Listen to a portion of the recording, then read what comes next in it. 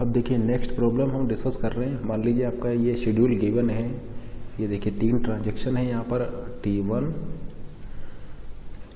T2 and let से T3, और कुछ ऑपरेशंस हैं यहाँ पर। ऑपरेशन हम यहाँ पर लिख रहे हैं। मान लीजिए ये सबसे पहले आपका रीड कर रहा है डेटा आइटम A पर, रीड कर रहा है। फिर ये आपका राइट कर रहा है डेटा आइटम A पर, एंड फिर ये आपका राइट कर रहा है डेटा आइटम A पर, एंड फिर आपका ये मान लीजिए रीड कर रहा है। तो इस शेड्यूल को हम चेक करेंगे कि whether this given schedule is serializable और नॉट। ये शेड्यूल आपका सीरियलाइजेबल होगा या नहीं होगा, इसको हम चेक कर रहे हैं यहाँ पर। तो हमें चेक करना है whether this given schedule is serializable और नॉट। तो इसको हम चेक कर रहे हैं व्यू सीरियलाइजेबल के लिए, इसको हम चेक कर रहे हैं व्यू सीरियलाइजेबल के लिए। तो सबसे पहले हम यहाँ पर चेक करते हैं फाइनल अपडेट को। फाइनल अपडेट को हम यहाँ पर चेक करने जा रहे हैं। फाइनल अपडेट को हम यहाँ पर चेक करते हैं। तो सबसे पहले हम डेटा आइटम A की बात करें तो डेटा आइटम A पर राइट किसने किया है। तो जैसे कि आप देख पा रहे हैं T1 ने राइट किया है डेटा आइटम A को, T2 ने भी राइट किया, T3 ने भी राइट किया, यानी तीनों ट्रांजैक्शन ने डेटा आइटम A को राइट किया है। लेकिन फाइनली राइट T3 ने किया है। तो फाइनल अपडेट T3 ने किया है A पर। तो हम ऐसा बोल सकते हैं कि ऐसा आपका हो पाएगा अगर ये आपका क्या है T2 है, ये आपका T2 है। ऐसा तभी हो पाएगा जब T1 T2 आपका पहले हो और उसके बाद में आपका T3 हो, ठीक है ना। यानी T1 और T2 से पहले आपका T1 और T2 के बाद आपका T3 होना चाहिए। क्योंकि देखिए T1 ने भी राइट किया है, T2 ने भी राइट किया है और T3 ने भी राइट किया है, लेकिन फाइनल राइट चूँकि T3 ने किया है तो हम ऐसा बोल सकते हैं कि T1 T2 के बाद आपका T3 होगा। अब देखिए यहाँ पर हमने कोई ऑर्डर मेंशन नहीं किया है, यहाँ पर हमें नहीं पता है कि पहले T1 होगा कि पहले T2 होगा। तो आप जैसा कि यहाँ पर देख रहे हैं, यहाँ पर हमें नहीं पता है कि पहले T1 होगा या पहले T2 होगा, लेकिन हमें इतना ज़रूर पता है कि T3 सबसे लास्ट में होगा। क्योंकि T3 आपका फाइनली अपडेट कर रहा है डेटा आइटम A को, तो ये कंडीशन सेटिस्फाई हो पाएगा अगर T3 आपका सबसे लास्ट में होगा तो। और T1 T2 का ऑर्डर हमें नहीं पता है, ठीक है ना। ये हम यहाँ पर इस कंडीशन से ये नहीं बता सकते कि पहले T1 होगा या T2 होगा, इनमें से क्या होगा ये आगे आपको पता लग जाएगा। लेकिन इस पॉइंट पर हम केवल इतना बोल सकते हैं कि T3 सबसे लास्ट में होगा, T1 और T2 के लास्ट में आपका T3 होगा, ठीक है ना। तो देखिए T1 T2 में कुछ भी हो सकता है, T1 T2 हो सकता है, T2 T1 हो सकता है, लेकिन T3 सबसे लास्ट में होगा। और यहाँ पर क्या होगा अभी हमें नहीं पता। अब फिर डेटा आइटम B की बात करें तो डेटा आइटम B को T1 ने भी राइट किया है, और डेटा आइटम B को देखिए T2 ने भी राइट किया है। तो T1 और T2 दोनों ने राइट किया है डेटा आइटम को। फाइनली किसने राइट किया है, फाइनली राइट किया है T2 ने, ठीक है ना। तो हम ऐसा बोल सकते हैं कि पहले T1 होगा फिर T2 होगा। अब इन दोनों कंडीशंस को अगर आप यहाँ पर कंबाइंड कर दें तो आपको मिल जाएगा कि पहले T1 होगा फिर T2 होगा फिर T3 होगा। तो देखिए ये कंडीशन भी सेटिस्फाइड है यहाँ पर कि T3 सबसे लास्ट में हो रहा है, और ये वाली कंडीशन भी सेटिस्फाई है कि T1 के बाद T2 हो रहा है। तो ये आपको एक कंडीशन मिली फाइनल अपडेट के बेसिस पर। अब इनिशियल रीड को हम ले रहे हैं, अब हम ले रहे हैं इनिशियल रीड को। तो डेटा आइटम A की हम बात करें तो डेटा आइटम A को देखिए रीड और राइट। तो देखिए डेटा आइटम A को किसने इनिशियली रीड किया है, डेटा आइटम A को राइट करने से पहले किस ट्रांजैक्शन ने रीड किया है, तो केवल T2 ने रीड किया है डेटा आइटम A को। अब देखिए राइट किसने किया है, T1 ने भी किया है, T2 ने भी किया है और T3 ने भी किया है, यानी तीनों ने राइट किया है, T1 T2 T3 ने। यानी हम ऐसा बोल सकते हैं देखिए T2 तो आपका सेम हो जाएगा, तो यहाँ पर कोई फ़र्क नहीं पड़ेगा, तो इसको आप हटा दीजिए, कोई दिक्कत नहीं, क्योंकि T2 आपका ये T2 सेम है तो कोई प्रॉब्लम नहीं होगा।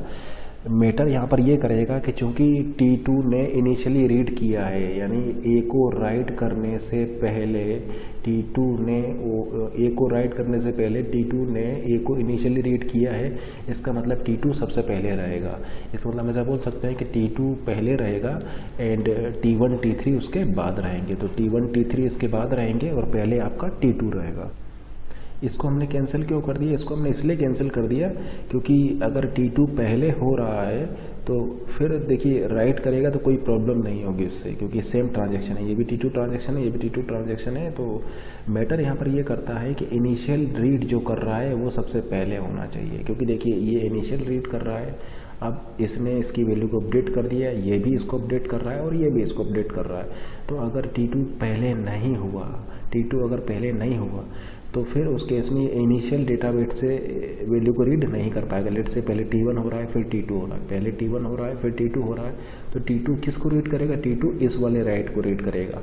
और अगर पहले T3 हो रहा है फिर T2 हो रहा है, पहले T3 हो रहा है फिर T2 हो रहा है, तो T2 फिर उसमें किसको रीड करेगा? रीड करेगा इस यहाँ से, जबकि ये रॉन्ग हो जाएगा। कहाँ से रीड करना चाहिए? ये डेटाबेस से रीड करना चाहिए। तो इनिशियल रीड आपका कब सेम हो पाएगा? जब T2 पहले हो और T2 के बाद आपके T1 T3 होना चाहिए। अब जैसे कि आप देख रहे हैं ये जो कंडीशन है या एक दूसरे को कॉन्ट्राडिक्ट कर गई, ये दोनों कंडीशंस एक साथ होल्ड यहाँ पर नहीं कर सकती हैं। इसका मतलब हम ऐसा बोल सकते हैं कि given schedule is not a VSS, view serializable schedule ये नहीं है। अब चूंकि ये VSS नहीं है इसलिए ये आपका सीरियलाइजेबल शेड्यूल भी नहीं होगा। इनफैक्ट ये आपका CSS भी नहीं होगा, क्योंकि अगर ये VSS नहीं है तो ये CSS भी नहीं होगा, ये SS भी नहीं होगा। ठीक है ना। तो जैसा कि आप देख पा रहे हैं ये दोनों कंडीशंस एक दूसरे से कॉन्ट्राडिक्ट कर गया है, इसलिए हम ऐसा बोल सकते हैं कि ये आपका सीरियलाइजेबल शेड्यूल नहीं होगा, क्योंकि दोनों कंडीशंस एक साथ होल्ड नहीं कर सकती हैं। देख रहे हैं T2 ने रीड किया है, T2 ने राइट भी किया है, तो इससे कोई फ़र्क नहीं पड़ता। जैसे देखिए T2 ने रीड भी किया है, T2 ने राइट भी किया है, तो चूंकि एक ही ट्रांजैक्शन है तो राइट वाले पोर्शन को आप हटा सकते हैं, क्योंकि जब ये पहले एग्जीक्यूट होगा तो फिर वो ऑटोमेटिकली उसको राइट तो कर ही देगा। बात यहाँ पर मैटर करता है कि इनिशियली रीड किसने किया है, तो इसलिए आपका T2 पहले होगा। अब आप चाहें तो इसका प्रेसिडेंस ग्राफ भी बना सकते हैं। तो इसका अगर प्रेसिडेंस ग्राफ बनाएंगे तो उसमें आपको साइकिल मिलेगी। प्रेसिडेंस ग्राफ में आपको इसमें साइकिल मिलेगी। एक एज होगा T1 टू T2 और दूसरी एज होगा, देखिए एक एज होगा T1 टू T2 और दूसरी एज होगा, यहाँ से आप देख पा रहे हैं T2 टू T1, तो साइकिल बन जाएगा आपका। ठीक है ना, प्रेसिडेंस ग्राफ में साइकिल बन जाएगा। तो इसलिए आपका ये CSS भी नहीं होगा। ये डायरेक्टली यहाँ से बोल सकते हैं कि VSS नहीं है तो फिर ये CSS भी नहीं होगा। अब नेक्स्ट प्रॉब्लम देखो, W1C, ये मान लीजिए आपको एक शेड्यूल गिवन है, आपको चेक करना है कि whether a given schedule is serializable और नॉट। यहाँ पर लिख रहे हैं, देखिए सबसे पहले रीड ऑपरेशन हुआ है, फिर देखिए इसका रीड ऑपरेशन हुआ है और फिर इसका B पर रीड हुआ है। ठीक है ना, A पर रीड और B पर रीड, फिर राइट हुआ है A पर, तो देखिए राइट हुआ है यहाँ पर A पर, रीड हुआ है C पर, तो देखिए रीड हुआ है यहाँ पर C पर, और फिर रीड हुआ है B पर, तो रीड हुआ है आपका यहाँ पर C पर और B पर, एंड देन फिर राइट हुआ है आपका B पर, एंड देन आपका राइट हुआ है यहाँ पर C पर। तो ये आपका एक शेड्यूल है। तो सबसे पहले हम चेक कर रहे हैं इसको व्यू सीरियलाइजेबल के लिए। व्यू सीरियलाइजेबल के लिए हम इसको चेक कर रहे हैं, तो हम यहाँ पर चेक कर रहे हैं फाइनल अपडेट। फाइनल अपडेट को हम चेक करते हैं यहाँ पर। तो देखिए डेटा आइटम A को किसने राइट किया है, तो डेटा आइटम A को जैसा कि आप देख पा रहे हैं T1 ने राइट किया है और किसी ने राइट नहीं किया है। तो फाइनल, तो यहाँ से आपको कोई इन्फॉर्मेशन नहीं मिल रही है, क्योंकि डेटा आइटम A को केवल T1 ने ही राइट किया है। डेटा आइटम B को किसने राइट किया है, उसी तरीके से आप चेक कर सकते हैं कि डेटा आइटम B को केवल ट्रांजैक्शन T2 ने ही राइट किया है, तो यहाँ पर भी आपको कोई इन्फॉर्मेशन नहीं मिलेगी। उसी तरीके से अगर हम पूछें कि डेटा आइटम C को किसने राइट किया है, तो डेटा आइटम C को केवल T1 ने ही राइट किया है। इसका मतलब यहाँ से भी आपको कोई इन्फॉर्मेशन नहीं मिल रही है। इसका मतलब फाइनल अपडेट से आप यहाँ पर कोई भी कंक्लूजन यहाँ से नहीं निकाल सकते। फाइनल अपडेट से आपको यहाँ पर कोई भी कंक्लूजन नहीं मिल रहा है। अब चेक करते हैं इनिशियल रीड। ठीक है ना, फाइनल अपडेट से हमें यहाँ पर कोई भी रिलेशन या कोई भी कंक्लूजन नहीं मिल पा रहा है। अब इनिशियल रीड को देखते हैं। तो डेटा आइटम A की बात करें तो चेक करते हैं कि इसको रीड किसने किया और इसको राइट किसने किया। तो देखिए डेटा आइटम A को रीड किया। देखिए डेटा आइटम A को राइट करने से पहले, देखिए यहाँ पर ये राइट हुआ है, डेटा आइटम A को राइट करने से पहले कितने ट्रांजैक्शन ने उसको रीड किया। देखिए T1 ने भी रीड किया है, T2 ने भी रीड किया, यानी T1 ने और T2 ने दोनों ने ही A को इनिशियल डेटाबेस से रीड किया है। तो आप ऐसा बोल सकते हैं इनिशियल रीड किया है T1 और T2 दोनों ने। T1 ने भी इनिशियल रीड किया है डेटाबेस से, T2 ने भी इनिशियल रीड किया डेटाबेस से, और फिर यहाँ पर इसको इसने अपडेट कर दिया। तो अपडेट होने से पहले T1 को फर्स्ट टाइम अपडेट होने से पहले और डेटा आइटम ए को फर्स्ट टाइम अपडेट होने से पहले कितने ट्रांजेक्शन ने इनिशियल रीड किया है, T1 ने और T2 ने डेटाबेस से इसको रीड किया है, और उसके बाद फिर यहाँ पर आपका ये फर्स्ट टाइम डेटा आइटम ए अपडेट हुआ है। तो फर्स्ट टाइम डेटा आइटम ए के अपडेट होने से पहले इन दोनों ने इनिशियल रीड किया है। अब देखिए राइट किस किस ने किया है, तो जैसे कि आप देख पा रहे हैं राइट केवल T1 ने किया है, राइट केवल T1 ने किया है। अब देखिए T1 तो आपका कॉमन हो जाएगा, T1 तो आपका यहाँ पर कॉमन हो जाएगा। तो हम ऐसा बोल सकते हैं कि यहाँ से कंक्लूजन आप ऐसा निकाल सकते हैं कि पहले T2 एग्जीक्यूट होगा और फिर आपका T1 एग्जीक्यूट है ना। तो इनिशियल रीड का क्या मतलब है? इनिशियल रीड का मतलब ये है कि data item A is initially readed by transaction before any write operation is executed on data item A. किसी ट्रांजेक्शन के किसी भी ट्रांजेक्शन ने डेटा आइटम ए के राइट किए जाने से पहले ऐसे कितने ट्रांजेक्शन हैं जिसने कि उसको इनिशियली रीड किया था। देखिए ये फर्स्ट टाइम राइट किया जा रहा है ए पर, तो इनिशियल रीड यानी डेटाबेस से रीड जो होगा वो T1 और T2 का होगा। अब देखिए ये इनिशियल रीड वाला कंडीशन आपका कब सेटिस्फाई हो पाएगा? ये इनिशियल रीड वाला कंडीशन आपका तब सेटिस्फाई हो पाएगा जब पहले T2 एग्जीक्यूट हो और फिर उसके बाद में T1 एग्जीक्यूट हो। ऐसा क्यों? ऐसा इसलिए कि T1 भी इनिशियली रीड कर रहा है, T2 भी इनिशियली रीड कर रहा है, लेकिन केवल T1 उसको राइट कर रहा है। यानी राइट कर रहा है तो उसकी वैल्यू क्या हो जा रही है? चेंज हो जा रही है। जैसे देखिए T1 ने उसको राइट कर दिया है तो ए की वैल्यू क्या हो जा रही है? चेंज हो जा रही है। जबकि T2 उसको केवल सिर्फ रीड कर रहा है, उसको राइट नहीं कर रहा है। T2 सिर्फ उसको रीड कर रहा है, राइट नहीं कर रहा है।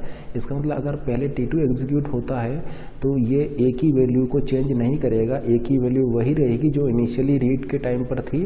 और फिर आपका T1 है तो T1 आपका रीड करने के बाद उसको राइट कर देगा, तो T1 उसको रीड करने के बाद उसको राइट कर देगा।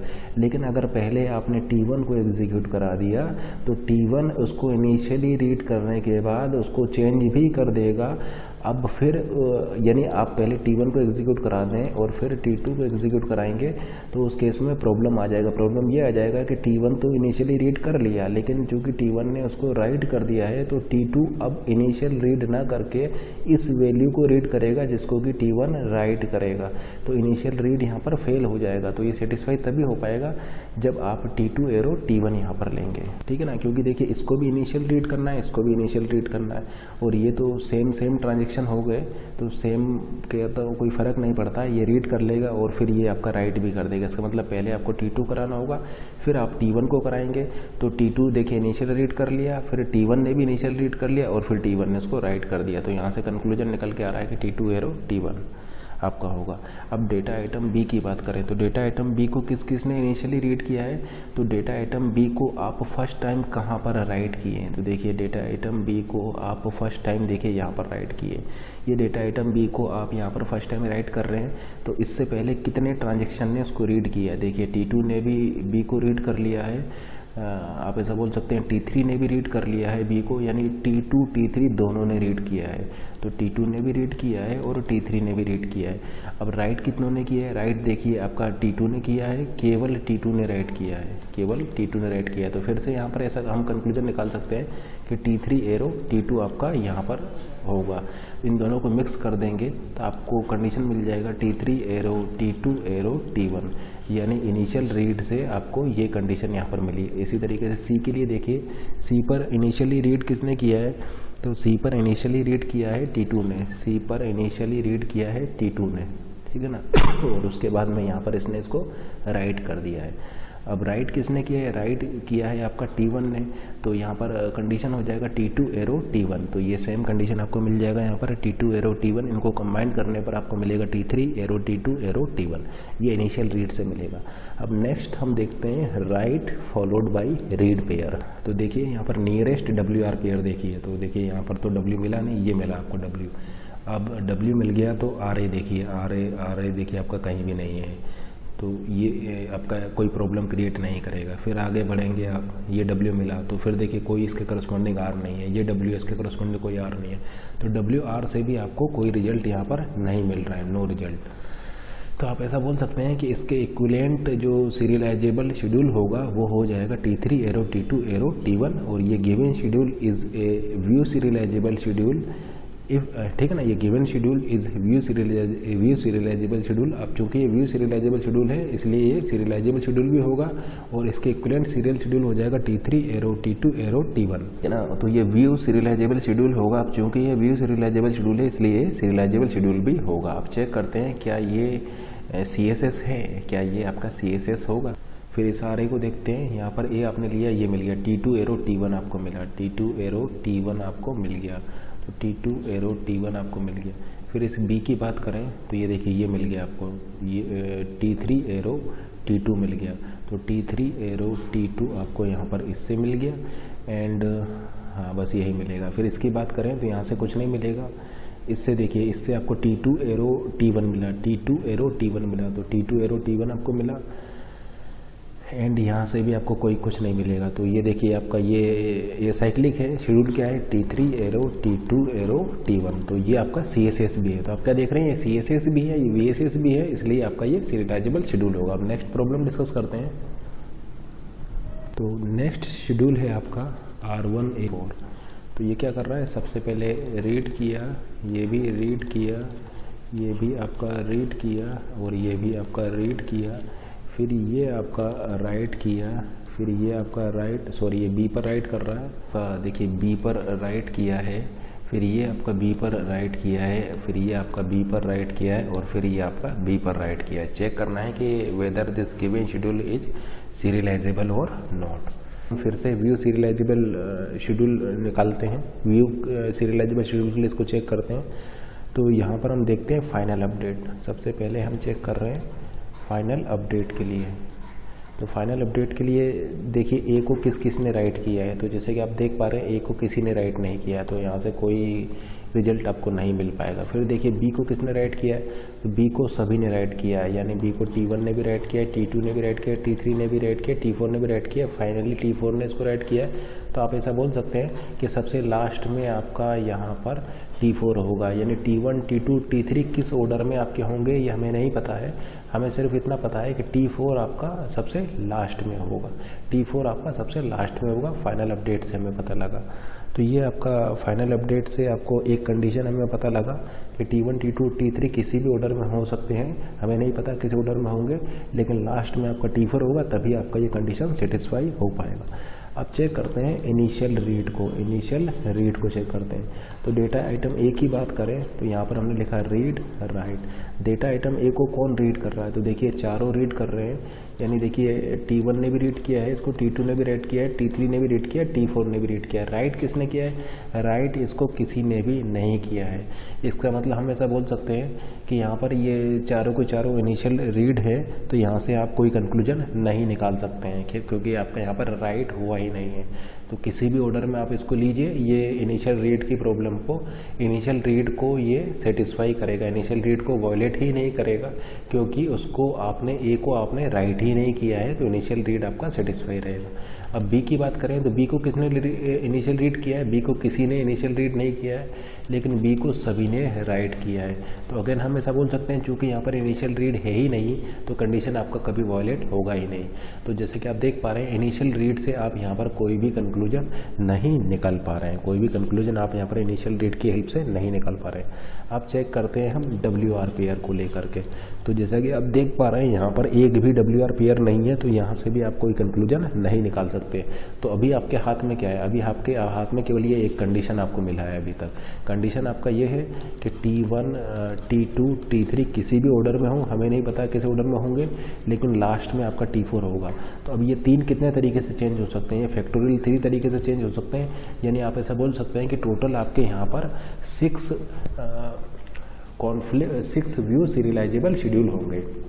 देखिए ये जो शेड्यूल है, ये शेड्यूल आपका सीरियलाइजेबल शेड्यूल होगा, क्योंकि यहाँ पर टोटल 6 व्यू सीरियलाइजेबल शेड्यूल इसके होंगे, क्योंकि ये आपके फैक्टोरियल 3 तरीके से आप इसको चेंज कर सकते हैं और आपको केवल यहाँ पर ये एक ही कंक्लूजन मिला है। तो इस कंक्लूजन के बेसिस पर आप ऐसा बोल सकते हैं कि टोटल आपके यहाँ पर 6 VSS होंगे। अब चूंकि इस केस में VSS एग्जिस्ट करता है, व्यू सीरियलाइजेबल शेड्यूल एग्जिस्ट करता है, hence the given schedule is a serializable schedule, ये सीरियलाइजेबल शेड्यूल हो जाएगा। और इनफैक्ट इस केस में आपके total 6 view serializable schedule exist करेंगे। अब जैसे कि आप यहाँ पर देख सकते हैं कि जो 6 व्यू सीरियलाइजेबल शेड्यूल होंगे वो किस किस तरीके से हो सकते हैं, जैसे T1, T2, T3, T4, फिर हो सकता है आपका T1, T3, T2, T4, फिर आपका हो सकता है T2, T1, T3, T4, फिर हो सकता है आपका T2, T3, T1, T4, फिर आपका हो सकता है T3, T1, T2, T4, फिर आपका हो सकता है T3, T2, T1, T4। इस तरीके से टोटल आपके 6 व्यू सीरियलाइजेबल शेड्यूल हो सकते हैं, यानी इसके 6 सीरियलाइजेबल शेड्यूल होंगे। ये कंसिस्टेंट होगा क्योंकि इसके सीरियलाइजेबल शेड्यूल एग्जिस्ट करते हैं। अब चेक करते हैं इसको कॉन्फ्लिक्ट सीरियलाइजेबिलिटी के लिए, तो यहाँ पर कितने कॉन्फ्लिक्ट सीरियलाइजेबल शेड्यूल होंगे। तो इसके लिए एक काम करते हैं, इसका प्रेसिडेंस ग्राफ हम बनाते हैं। इसका प्रेसिडेंस ग्राफ हम बना रहे हैं, ठीक है ना। तो देखिए ये कोई भी एज यहाँ पर नहीं होगा। अब जैसे कि आप देख सकते हैं इससे इसमें एज होगा, इससे इसमें होगा, इससे इसमें होगा, यानी T1 से T2 में भी एज होगा, T3 में भी होगा, T4 में भी होगा। उसी तरीके से T2 से T3 में होगा, T4 में होगा, T3 में है, T4 में है, और T3 से T4 में एज होगा, तो T3 से T4 में एज है। अब इसकी टोपोलॉजिकल सॉर्ट करते हैं, तो सबसे पहले क्या आएगा, सबसे पहले आपका आएगा T1, सबसे पहले आएगा आपका T1 को जैसे ही आप हटा देंगे फिर उसके बाद में आपका नेक्स्ट क्या आएगा, नेक्स्ट आपका आएगा T2। अब जैसे ही आप T2 हटा देंगे फिर नेक्स्ट आएगा आपका T3 एंड फिर उसके बाद में नेक्स्ट आएगा आपका T4। तो ये जो आप देख रहे हैं ये आपका क्या है, एक कॉन्फ्लिक्ट सीरियलाइजेबल शेड्यूल है। तो इस केस में यहाँ पर कितने कॉन्फ्लिक्ट सीरियलाइजेबल शेड्यूल होंगे, केवल एक कॉन्फ्लिक्ट सीरियलाइजेबल शेड्यूल होगा। तो आप यहाँ पर क्या देख रहे हैं कि आपके इस केस में टोटल 6 व्यू सीरियलाइजेबल शेड्यूल है, आउट ऑफ विच केवल एक यहाँ पर ये जो आप देख रहे हैं इन 6 में से केवल एक ही यहाँ पर CSS होगा। इसका मतलब जो CSS है वो तो VSS होगा ही होगा। इसका मतलब ये जो 6 VSS है इसमें केवल एक CSS होगा और बाकी 5 ऐसे होंगे जो VSS तो होंगे लेकिन CSS नहीं होंगे, ठीक है ना। तो यहाँ पर टोटल 6 VSS होंगे जिसमें से कि केवल एक ही आपका ये वाला जो है यही आपका CSS होगा। तो ये CSS भी है, VSS भी है, ठीक है ना। ये जो शेड्यूल जो आप देख रहे हैं, ये जो सीरियल शेड्यूल जो आप देख रहे हैं ये CSS भी है और VSS भी है। इसके अलावा जो 5 और सीरियलाइजेबल शेड्यूल होंगे वो VSS तो होंगे लेकिन CSS नहीं होंगे। सबसे पहले इसने B को रीड किया, फिर इसने राइट किया A को, फिर देखिए इसने रीड किया A को, फिर इसने देखिए रीड किया A को, फिर देखिए इसने राइट किया B को, फिर देखिए इसने राइट किया B को, और फिर इसने राइट किया B को। तो ये आपका है, चेक करना है कि ये शेड्यूल आपका सीरियलाइजेबल है या नहीं है। तो सबसे पहले हम फाइनल अपडेट वाली कंडीशन को चेक कर रहे हैं। तो फाइनल राइट को चेक करते हैं, फाइनल अपडेट को चेक करते हैं। तो देखिए डेटा आइटम A को किस किस ने राइट किया है, तो डेटा आइटम A को सिर्फ और सिर्फ T2 ने राइट किया है। डेटा आइटम A को सिर्फ और सिर्फ T2 ने राइट किया है। इसका मतलब यहाँ से कोई कंक्लूजन आप नहीं निकाल पा रहे हैं। डेटा आइटम B को किस किस ने राइट किया है, T1 ने राइट किया है, T2 ने राइट किया और T3 ने राइट किया, तीनों ने राइट किया है। T1, T2, T3 तीनों ने राइट किया, फाइनली इसको T3 ने राइट किया है। तो आप यहाँ से ऐसा बोल सकते हैं कि T1, T2 का तो हमें पता नहीं, लेकिन T3 सबसे लास्ट में होगा क्योंकि T3 ने इसको फाइनली राइट किया है। तो B से आपको ये कंडीशन पता लगा। अब चेक करते हैं इनिशियल रीड को। तो डेटा आइटम A की हम बात करें तो इसको ले रहे हैं रीड, यहाँ पर ले रहे हैं हम राइट। तो देखिए डेटा आइटम A को इनिशियली किसने रीड किया है, तो आप जैसा कि देख पा रहे हैं इनिशियल रीड यहाँ पर है ही नहीं। डेटा आइटम A को देखिए किसी ने इनिशियल रीड नहीं किया है, यहाँ पर आपका रीड होने से पहले ही ये T2 उसको राइट कर चुका है। तो इनिशियल रीड यहाँ पर है ही नहीं। और राइट किसने किया है, T2 ने भी राइट किया है उसको, केवल T2 ने राइट किया है, केवल आपका T2 ने इसको राइट किया है। और इनिशियल रीड यहाँ पर A के लिए नहीं है क्योंकि देखिए A के लिए देखिए किसी ने रीड नहीं किया, A के लिए किसी ने रीड नहीं किया और आपका यहाँ पर ये राइट हो चुका है। तो इनिशियल रीड A के लिए नहीं है। उसी तरीके से B के लिए देखें तो B के लिए देखिए T2 ने रीड किया है, T2 ने रीड किया है और आगे बढ़िए, देखिए आपका फिर देखिए इसने राइट कर दिया, तो फिर आपका T1 ने भी राइट कर दिया, T2 ने भी राइट किया, T3 ने भी राइट किया है, तो ये तो आपका सेम हो जाएगा। तो इन दोनों को मिक्स करने पर आप ऐसा बोल सकते हैं कि T2 होगा और T2 के बाद आपका ये T1 T3 होना चाहिए, तभी आपका ये B के लिए इनिशियल रीड वाली कंडीशन यहाँ पर होल्ड कर पाएगा। अब देखिए इन दोनों को आप मिक्स कर सकते हैं, ये बोल रहा है T3 सबसे लास्ट में होना चाहिए, ये बोल रहा है T2 सबसे पहले होना चाहिए, मतलब T2 सबसे पहले होना चाहिए, ये बोल रहा है T3 सबसे लास्ट में होना चाहिए। इसका मतलब इन दोनों कंडीशंस को आप सेटिस्फाई कर पाएंगे अगर आप ये इक्विवेलेंट सीरियल शेड्यूल लें, यानी T2 T1 T3। अब चेक करते हैं WR पेयर को, तो WR पेयर को हम चेक कर रहे हैं, तो देखिए WR पेयर को देखते हैं, ये आपका W है, ये R है, तो T2 एरो T1 होगा। तो देखिए T2 एरो T1 आपका पहले से ही आ चुका है, T2 एरो T1 नियरेस्ट लेना है हमें, तो नियरेस्ट लेंगे तो T2 एरो T1 आपका यहाँ पर हो जाएगा। अब फिर से और आगे चेक कीजिए, ये रीड हो गया, ये रीड हो गया, ये अपने T2 एरो T1 यहाँ पर हो गया, ठीक ना। ये देखिए ये T2 एरो T1 आपका हो गया, क्योंकि ये किस वैल्यू को रीड करेगा, ये उसी वैल्यू को रीड करेगा जिसको कि T2 राइट करेगा, ये उसी वैल्यू को रीड करेगा जिसको कि T2 राइट करेगा। तो ये आपका नियरेस्ट WR पेयर हो गया, यानी T2 एरो T1 हो गया। ये भी आपका नियरेस्ट WR पेयर है, ये भी आप देखें। नियरेस्ट से मेरा क्या मतलब है, नियरेस्ट से मेरा मतलब यहाँ पर ये है कि ये उस वैल्यू को रीड करे जो कि रिसेंटली अपडेट हुई हो। जैसे कि देखिए ये किससे रीड करेगा, रिसेंटली अपडेटेड वैल्यू से रीड करेगा, ये किससे रीड करेगा, रिसेंटली अपडेटेड वैल्यू से रीड करेगा। तो ये दोनों आपके नियरेस्ट WR पेयर हो जाएंगे, यानी यहाँ से मिलेगा T2 एरो T1, यहाँ से मिलेगा T2 एरो T3, ठीक है ना। तो यहाँ से मिलेगा T2 एरो T1, यहाँ से मिलेगा T2 एरो T3, क्योंकि ये उस वैल्यू को रीड करेगा जिसको कि ये अपडेट करेगा, ये भी उस वैल्यू को रीड करेगा जिसको ये अपडेट करेगा। तो ये नियरेस्ट WR पेयर होगा, ये भी आपका नियरेस्ट WR पेयर हो जाएगा। तो T2 एरो T3, तो देखिए T2 arrow T3, T2 arrow T3 ये भी सेटिस्फाइड है यहाँ पर, T2 arrow T1, T1 arrow T3, hence T2 arrow T3 ये आपका सेटिस्फाइड है, T2 एरो T1 ये भी आपका यहाँ पर सेटिस्फाइड है। तो हम ऐसा बोल सकते हैं कि ये जो शेड्यूल है ये आपका व्यू सीरियलाइजेबल शेड्यूल है और इसके इक्विवेलेंट सीरियल शेड्यूल आपका ये हो जाएगा। अब ये व्यू सीरियलाइजेबल शेड्यूल है तो आपका सीरियलाइजेबल शेड्यूल भी ये होगा। अब चेक करते हैं क्या ये कॉन्फ्लिक्ट होगा या नहीं। तो देखिए ये कॉन्फ्लिक्ट नहीं होगा। कॉन्फ्लिक्ट क्यों नहीं होगा कि जैसे कि आप देख सकते हैं ये आपका एक एज होगा यहाँ पर और एक दूसरी एज आपका ये होगा, यानी देखिए T2 टू T1 एज होगा, T2 टू T1 एज होगा इस कॉन्फ्लिक्ट पेयर होने की वजह से, और दूसरा आपका T1 टू T2 होगा इस कॉन्फ्लिक्ट पेयर होने की वजह से। इसका मतलब T1 और T2 में आपका यहाँ पर साइकिल बनेगी। तो इसका लिखा है ये VSS तो है लेकिन CSS नहीं है, तो ये VSS तो है लेकिन CSS नहीं है। इसका मतलब कॉन्फ्लिक्ट सीरियलाइजेबल शेड्यूल ये नहीं है, ये एक ऐसा शेड्यूल है जो कि VSS है, व्यू सीरियलाइजेबल है लेकिन कॉन्फ्लिक्ट नहीं है। अब चूंकि ये व्यू है इसलिए आपका ये सीरियलाइजेबल शेड्यूल हो जाएगा और इसके इक्विवेलेंट सीरियल शेड्यूल आपका ये हो जाएगा।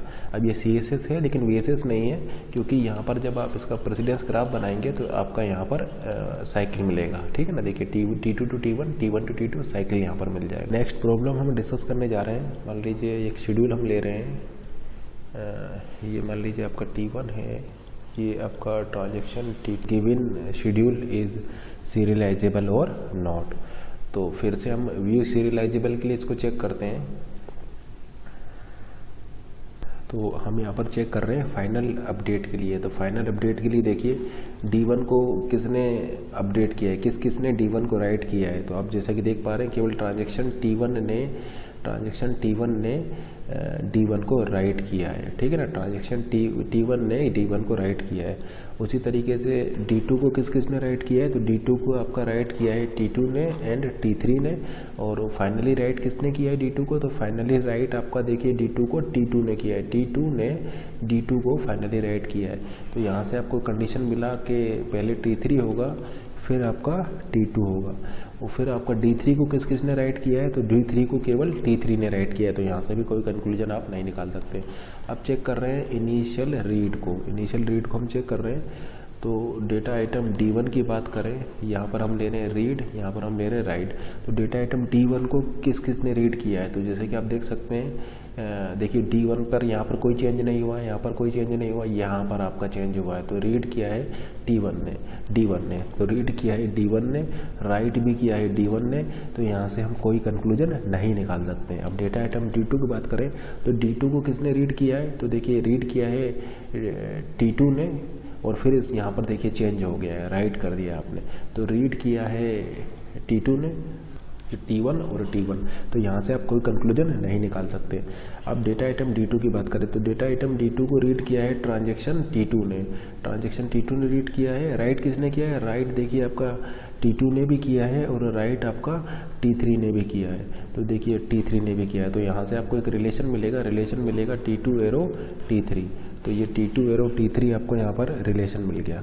अब जैसा कि आप देख पा रहे हैं, ये दोनों कॉन्ट्राडिक्ट हो जा रहे हैं। ये बोल रहा है T3 एरो T2, ये बोल रहा है T2 एरो T3। इसका मतलब ये व्यू सीरियलाइजेबल शेड्यूल नहीं होगा। अब चूंकि ये व्यू सीरियलाइजेबल शेड्यूल नहीं है, इसलिए ये सीरियलाइजेबल शेड्यूल नहीं होगा। और आप चाहें तो चेक कर सकते हैं, ये आपका कॉन्फ्लिक्ट सीरियलाइजेबल शेड्यूल भी नहीं होगा। तो given schedule is not a serializable schedule. एक और क्वेश्चन हम ले रहे हैं। मान लीजिए ये एक शेड्यूल है, ये एक शेड्यूल है, आपको गिवन है T1, T2 and let's say T3 and operation आपके कुछ इस टाइप से हैं। ये आपका रीड कर रहा है X पर, फिर ये रीड कर रहा है Y पर, एंड फिर ये आपका ये वाला भी रीड कर रहा है Y पर, एंड देन ये आपका राइट कर रहा है इस Y पर, एंड देन ये राइट कर रहा है X पर, एंड देन ये राइट कर रहा है X पर, एंड देन ये रीड कर रहा है X पर, और ये फिर उसके बाद में राइट कर रहा है X पर। तो आपको चेक करना है कि whether the given schedule is a serializable schedule और नॉट। तो फिर से आप यहाँ पर सबसे पहले चेक कर रहे हैं अपडेट, फाइनल अपडेट को हम चेक कर रहे हैं। तो देखिए डेटा आइटम X को किसने राइट किया है, डेटा आइटम X को T1 ने भी राइट किया है, T2 ने भी राइट किया है, T3 ने भी राइट किया है। फाइनली अपडेट किसने किया है, T2 ने किया है। फाइनल अपडेट T2 ने किया है। तो ये कब सेटिस्फाई हो पाएगा, ये तब सेटिस्फाई हो पाएगा, देखिए T1 T3 का तो हमें पता नहीं, लेकिन T2 अगर आपका सबसे लास्ट में होगा तो ये कंडीशन आपका सेटिस्फाई रहेगा। अब डेटा आइटम Y की बात करें, तो डेटा आइटम Y को किसने राइट किया है, तो डेटा आइटम Y को केवल T2 ने राइट किया है। तो यहाँ से कोई कंडीशन हमें नहीं मिल पा रही है। अब चेक कर रहे हैं इनिशियल रीड को। तो इनिशियल रीड को हम चेक करें, तो मान लीजिए यहाँ पर हम रीड ले रहे हैं, यहाँ पर हम ले रहे हैं राइट, और डेटा आइटम X की बात करें, तो डेटा आइटम X को किसने रीड किया है, इनिशियल रीड किसने किया है, तो देखिए T1 ने रीड किया है। एंड देखिए फिर यहाँ पर आपका ये चेंज हो जा रहा है। इसका मतलब केवल T1 ही इसको इनिशियली डेटाबेस से रीड कर पाया है, फिर ये यहाँ पर आपका चेंज हो जा रहा है। तो राइट किसने किया है, T1 ने भी राइट किया है, T2 ने भी राइट किया है, और T3 ने भी राइट किया है, तीनों ने किया है, T1 T2 T3। तो यहाँ से कंडीशन क्या मिलेगा, T1 T1 तो आपका सेम हो जाएगा। कंडीशन ये मिला कि T1 सबसे पहले होगा, और इसके बाद आपके T2 T3 इसके बाद होंगे, ठीक है ना। तो कंडीशन यहाँ पर ये मिला कि T1 होगा और T2 T3 इसके बाद होंगे। अब देखिए इन दोनों को अगर आप मिक्स कर दें, तो यहाँ से क्या कंक्लूजन आ रहा है, कंक्लूजन ये आ रहा है कि पहले T1 हो जाएगा, लास्ट में T2 हो जाएगा, और बीच में आपका T3 आ जाएगा। यानी ये कंडीशन आपका यहाँ पर निकल के आ जा रही है, T1 T3 T2। अब उसी तरीके से डेटा आइटम Y के लिए इनिशियल रीड की बात करें, तो डेटा आइटम Y के लिए इनिशियल रीड किसने किया है, तो देखिए डेटा आइटम Y के लिए इनिशियल रीड, दो इनिशियल रीड है। डेटा आइटम Y के राइट होने से पहले दो ट्रांजैक्शन उसको इनिशियल रीड किए, T2 एंड T3। तो T2 T3 दोनों ने उसको इनिशियल रीड किया है, और राइट किसने किया है, राइट उसको किया है, डेटा आइटम Y को राइट किया है सिर्फ T2 ने। तो सिर्फ T2 ने उसको राइट किया है। तो इन दोनों से फिर आप अगर कंपेयर करेंगे, तो देखिए T2 T2 तो आपका सेम हो जाएगा, यानी ऑर्डर निकल के आएगा T3 arrow T2, T3 arrow T2 आपका निकल के आएगा यहाँ से, T3 एरो T2। तो देखिए ये भी आपका अभी भी सेटिस्फाइड है, T3 एरो T2, यानी ये आपका वॉलेट इसको नहीं कर रहा है। अब चेक करते हैं WR पेयर को। तो WR पेयर देखिए R ये फर्स्ट टाइम आपको W मिला। अब ये WY मिला है, तो RY को चेक कीजिए। देखिए RY आपका यहाँ पर कहीं नहीं है, यानी इस W से आपको कोई फ़र्क नहीं मिल रहा है, ये आपको W मिला। अब देखिए चूँकि ये W है, अब फिर से इसने इसको अपडेट कर दिया है, तो इस W से अब हमें कोई मतलब नहीं है, क्योंकि अपडेटेड वैल्यू तो इसके पास है। अब RX चेक कीजिए, ये आपको मिल गया। तो ये आपका नियरेस्ट WR पेयर है, ये आपका नियरेस्ट WR पेयर है। आप ऐसा बोल सकते हैं कि ये किस वैल्यू को रीड करेगा, ये उस वैल्यू को रीड करेगा जिसको कि ट्रांजेक्शन T3 राइट करेगा। तो यहाँ से आपको कंक्लूजन मिला WR पेयर से कि T3 एरो T2, पहले T3 होगा फिर T2 होगा, तो ये आपका इस कंडीशन को वायलेट नहीं कर रहा है। देखिए ये आपका WR पेयर नहीं होगा, ये WR पेयर इसलिए नहीं होगा क्योंकि ये किसको रीड कर रहा है, ये इस वैल्यू को रीड नहीं कर रहा है, ये जो रीड कर रहा है इसको रीड नहीं कर रहा है, ये इस वाली वैल्यू को रीड कर रहा है। तो ये नियरेस्ट WR पेयर ये होगा, ना कि ये, क्योंकि ये इस वैल्यू को रीड ही नहीं कर रहा है, ये यहाँ से रीड कर रहा है। तो आप ऐसा बोल सकते हैं कि given schedule is a view serializable schedule.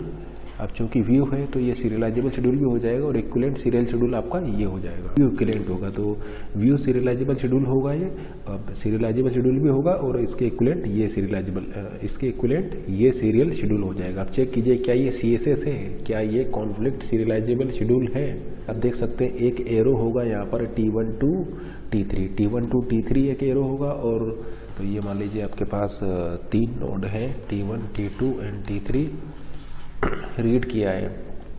तो देखिए X पर X ये मिला T1 T3, तो T1 to T3 आपको मिलेगा। फिर X की बात करें तो फिर से यहाँ पर मिला, यानी T1 to T2 भी आपको मिल जाएगा। फिर Y की बात करें तो देखिए Y यानी इससे कोई फ़र्क नहीं पड़ रहा है। इस रीड Y को देखिए, इस Y है तो उसके लिए करस्पॉन्डिंग देखिए WY यहाँ पर मिला, यानी T3 to T2, T3 to T2, तो T3 to T2 मिला। फिर और आगे चेक कीजिए, आगे कुछ नहीं है। Y लिया, देखिए यहाँ पर भी Y नहीं है, यहाँ पर भी Y नहीं है। X लिया, ये मिल गया, यानी T1 to T3 ऑलरेडी हम ले चुके हैं। एंड T1 to T2 ये भी ऑलरेडी हम ले चुके हैं। T3 to T2 ये भी हम ऑलरेडी ले चुके हैं। तो यही आपको यहाँ पर मिलेगा। तो क्या हो जाएगा, देखिए इन डिग्री किसकी 0 है, इन डिग्री T1 की 0 है, यानी सबसे पहले T1 होगा, T1 के बाद में फिर आपका T3 होगा एंड फिर आपका T2 होगा। यानी ये जो VSS है ये आपका CSS भी होगा, ये CSS भी है VSS भी है। तो ये आपका शेड्यूल जो है ये एक सीरियलाइजेबल शेड्यूल हो जाएगा। तो हमने यहाँ पर ये देखा कि सीरियलाइजेबिलिटी के बेसिस पर आप शेड्यूल को 2 पार्ट्स में इसको डिवाइड कर सकते हैं। एक होता है आपका कॉन्फ्लिक्ट सीरियलाइजेबल शेड्यूल और दूसरा होता है आपका व्यू सीरियलाइजेबल शेड्यूल। तो ये मान लीजिए आपके सीरियलाइजेबल शेड्यूल हैं, ये सभी आपके सीरियलाइजेबल शेड्यूल हैं। तो सीरियलाइजेबल शेड्यूल आपके 2 टाइप से हो सकते हैं, view serializable schedule and conflict serialisable schedule. तो जैसा कि आप यहाँ पर देख पा रहे हैं, ये क्या होगा आपका, ऐसा हो सकता है कि एक शेड्यूल CSS हो और वो VSS भी हो, CSS भी है VSS भी है। ऐसा हो सकता है कि एक शेड्यूल VSS हो लेकिन CSS ना हो। तो ये सारी चीज़ें हम ऑलरेडी डिस्कस कर चुके हैं। तो अगर ये आपका VSS है तो ये आपका CSS होगा, क्योंकि number of CSS is always less than equal to number of VSS। तो ये CSS और VSS में आपका रिलेशनशिप होगा। ये क्या होगा, आपका सीरियलाइजेबल शेड्यूल होगा। उसी तरीके से हमने रिकवरेबिलिटी में आपको बताया था कि एक होता है आपका रिकवरेबल, दूसरा फिर आ जाएगा कैस्केडलेस रिकवरेबल, फिर उसके अंदर आ जाएगा स्ट्रिक्ट रिकवरेबल। तो ये ऑलरेडी हम इसको डिस्कस कर चुके हैं। एक चीज़ और हमने आपको बताया था कि सीरियलाइजेबिलिटी या सीरियल शेड्यूल और रिकवरेबिलिटी, इनमें आपका कोई भी रिलेशनशिप नहीं है। ऐसा हो सकता है कि एक शेड्यूल सीरियलाइजेबल हो लेकिन रिकवरेबल ना हो, ऐसा हो सकता है रिकवरेबल हो सीरियलाइजेबल ना हो, ऐसा हो सकता है कि सीरियलाइजेबल भी हो रिकवरेबल भी हो, ऐसा भी हो सकता है कि सीरियलाइजेबल ना हो और रिकवरेबल भी वो ना हो। तो इनमें कोई रिलेशनशिप नहीं है। सीरियलाइजेबिलिटी को चेक करने के लिए 2 मेथड हमने बताए, CSS और VSS। CSS आपका और VSS, CSS आपका केवल सफिशिएंट है, वन वे है, जबकि VSS आपका नेसेसरी एंड सफिशिएंट दोनों है। तो हम VSS को यहाँ पर यूज़ कर रहे हैं, क्योंकि CSS से कोई ज़रूरी नहीं है कि आपका आंसर करेक्ट हो। केवल वो तभी आपका आंसर बता पाएगा जब आपका प्रेसिडेंस ग्राफ एसाइक्लिक होगा। अगर प्रेसिडेंस ग्राफ साइक्लिक है तो उस केस में चूंकि वो CSS नहीं है तब आपको VSS के लिए चेक करना पड़ेगा। तो इसलिए ये सफिशिएंट कंडीशन है, ये नेसेसरी एंड सफिशिएंट दोनों कंडीशन है। और रिकवरेबिलिटी में हम आपको बता चुके हैं कि आपके रिकवरेबिलिटी में देखिए एक होता था आपका रिकवरेबल, दूसरा होता था कैस्केडलेस रिकवरेबल और तीसरा होता था स्ट्रिक्ट रिकवरेबल। और ये तीनों ही रिकवरेबल जो हैं इनमें आपका जो कंसिस्टेंसी थी, वो इनकंसिस्टेंसी जो थी वो आपका मेंटेन थी, यानी कंसिस्टेंट हो भी सकते थे ये और नहीं भी हो सकते थे, ठीक है ना। रिकवरेबल, स्ट्रिक्ट रिकवरेबल और कैस्केड रिकवरेबल ये शेड्यूल आपके इनकंसिस्टेंट भी हो सकते हैं। हमने आपको बताया भी था कि क्या क्या प्रॉब्लम हो सकती है उनके इनकंसिस्टेंट होने की, ठीक है ना। जैसे रिकवरेबल के केस में आपका WR, WW और RW तीनों ही हो सकते थे, जबकि कैस्केडलेस रिकवरेबल के केस में, कैस्केडलेस रिकवरेबल के केस में चूंकि राइट कमिट होने के बाद हो रहा था, राइट रीड, चूंकि यहाँ पर कंडीशन क्या थी कैस्केडलेस में कि अगर राइट कर दिया है तो रीड कमिट होने के बाद ही वो करेगा। इसका मतलब WR प्रॉब्लम तो यहाँ पर नहीं होगी, लेकिन यहाँ पर RW और WW आपका हो सकती है। उसी तरीके से फिर स्ट्रिक्ट रिकवरेबल में हमने क्या किया था कि अगर W कर दिया है तो कमिट होने के बाद ही रीड और राइट वो कर सकता है, यानी WR और WW तो यहाँ पर आपका नहीं होगी, लेकिन यहाँ पर RW आपका हो सकती है। अब चूँकि प्रॉब्लम्स यहाँ पर एग्जिस्ट करती थी इसलिए ये आपका इसमें इनकंसिस्टेंसी यहाँ पर हो सकती है, क्योंकि उसके होने का रीज़न ये हो सकता है। इसका मतलब जो हमारा प्रोटोकॉल होना चाहिए वो दो कंडीशन को सेटिस्फाई करना चाहिए।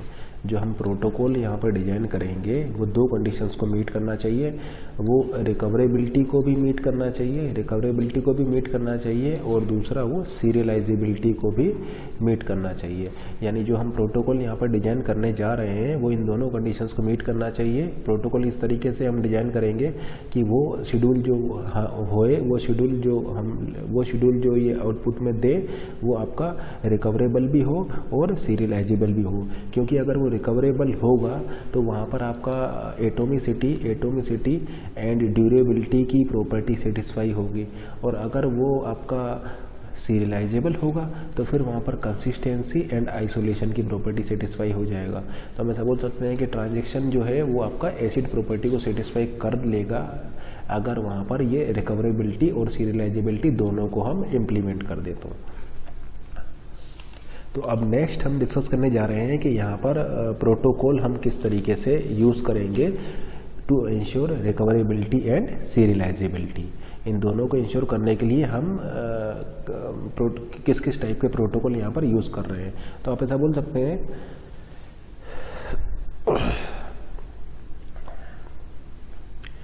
To implement concurrency and recoverability there are following types of protocol. First है आपका लॉकिंग प्रोटोकॉल।